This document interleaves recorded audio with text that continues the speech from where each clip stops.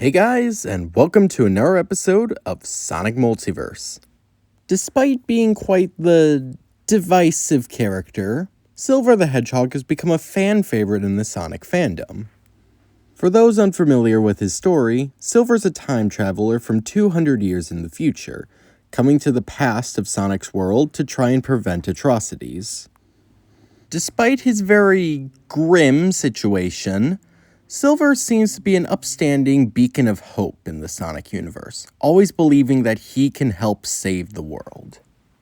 Whether he's going up against fire gods, mad scientists, or if he just wants to visit an amusement park in space, Silver will be where he needs to be, when he needs to be.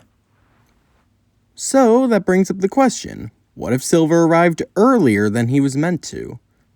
What if he traveled to the past to prevent some different atrocity? What if Silver was in Sonic Heroes? Now, although I'm the one making this what if, I can't take full credit. I need to give a shout out to the Great Toast for giving me the idea for this what if. With all that out of the way, let's get started. We open our story roughly 200 years into the future. The world has long since been decimated, with very few survivors still roaming about. One of these few, well, I hesitate to say lucky souls, is Silver the Hedgehog. The gray hedgehog looks out into the urban jungle of rusted metal. Silver looks down onto the streets of this once grand metropolis. A sea of civilians coated in metal plating, roam mindlessly. These once sentient creatures, both human and Mobian alike, are now simply synthetic slaves to their overlord. Silver takes a deep breath. Don't worry, everyone. I'll find a way to save you. Somehow. And with that, Silver flies off to the only place he's known as home, the partly sunken Angel Island. The leader of the Metal Empire had long since taken anything they needed from this island, and since it served no further purpose to them, they let it collapse into the ocean, where it has sat for almost 200 years. Fortunately, this made Angel Island the perfect refugee camp for those fortunate enough to survive the apocalypse. Silver flew through the air, saying hello to a couple civilians of Angel Island. Despite their harsh situation, they were beginning to rebuild some form of society, and seeing someone as friendly as Silver made it a little bit more tolerable. Silver landed at the heart of the stronghold, where, to his dismay, the leader of the survivors was waiting for him. She was not happy. Silver, are you trying to get us spotted? Sorry, ma'am, but I had to do some recon. You don't have to do recon. This island is our home. Anyone outside that is not our concern. But, ma'am, if we can find a way to cure everyone, isn't it our duty to do that? There is no cure for roboticization. Trust me, our ancestors would have found it if there was. Our only concern now is survival. I'm sorry, ma'am, but I can't give up hope. If there's even a chance that we can save someone, I'm going to take it. And with that, Silver walked away, heading towards the survivors' archives. In there was a series of books and literatures that survived the apocalypse. There was a lot of books that Silver liked to read through. There was a couple religious scriptures, there were a couple issues of King Arthur, a couple of the Arabian Nights, the normal stuff. However, the thing Silver found most interesting was the newspapers and other documents telling of the time before the age of roboticization.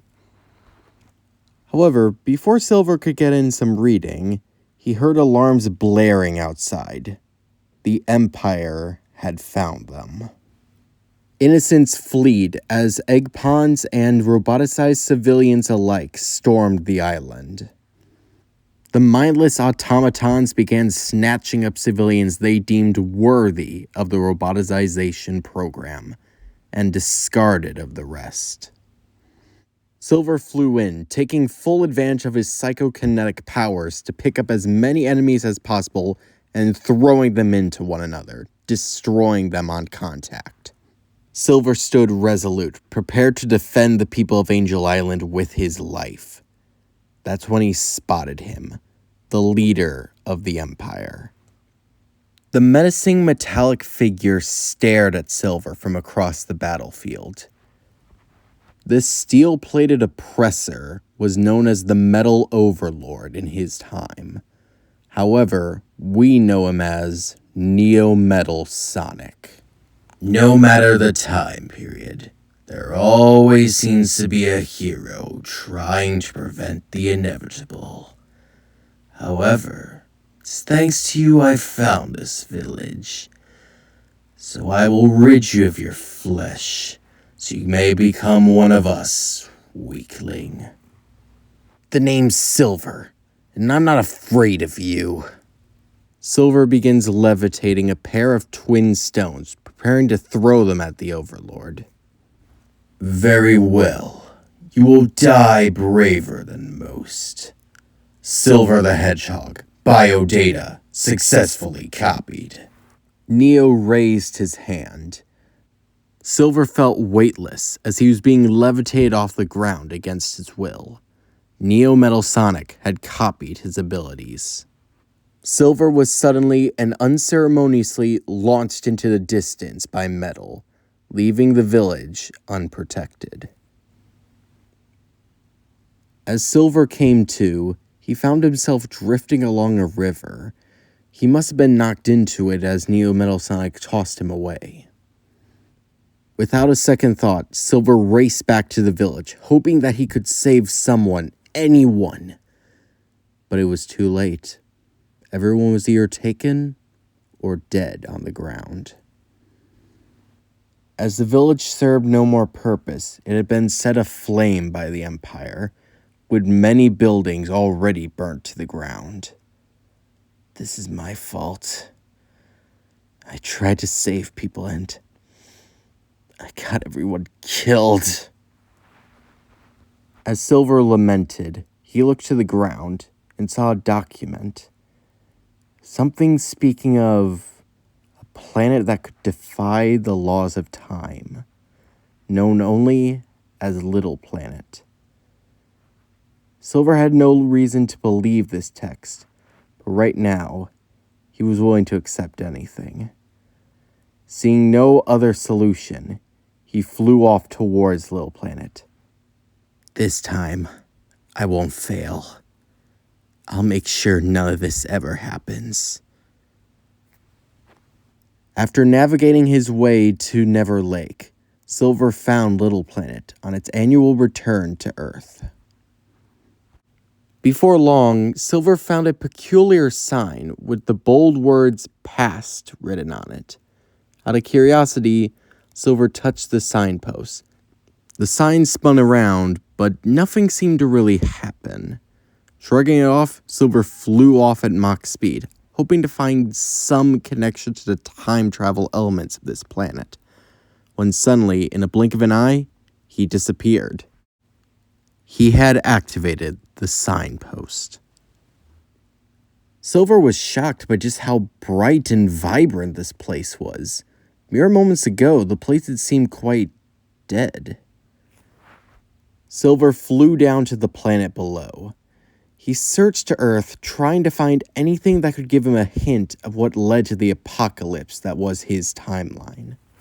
That's when Silver saw a discarded newspaper, not only telling him when he was, approximately 200 years in the past from his timeline, he also saw a blue hedgehog that had a loose resemblance to the Metal Overlord of his timeline. I wonder if there's any connection here. I should go find this guy. And with that, Silver flew off to find the blue hedgehog.